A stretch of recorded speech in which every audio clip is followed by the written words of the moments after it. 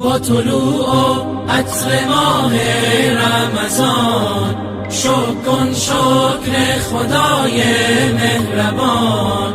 ماه تسکین دل است ماه صیام، گر ز دل باشد تراویح و قیام. ماه مهمانیست مهمان خدا، شده ای دعوت به مهمانی بیا.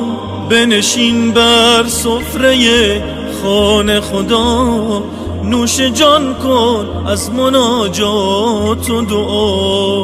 با طلوع عطر ماه رمضان شکر کن شکر خدای مهربان.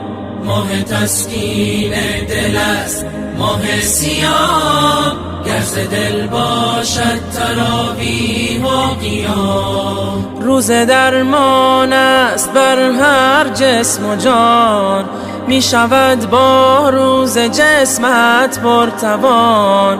هم شود با روز صبر تو زیاد، چون بیاری مستمندان را بیار. با طلوع عطر ماه رمضان شکر کن شکر خدای مهربان.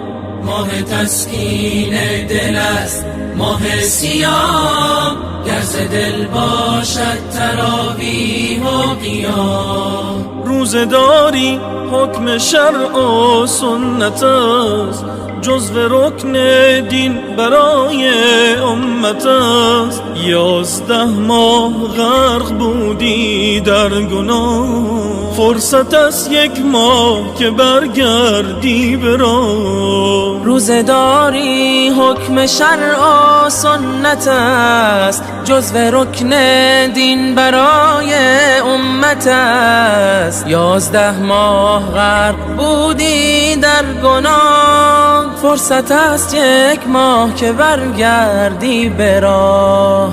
با طلوع عطر ماه رمضان شکر کن شکر خدای مهربان.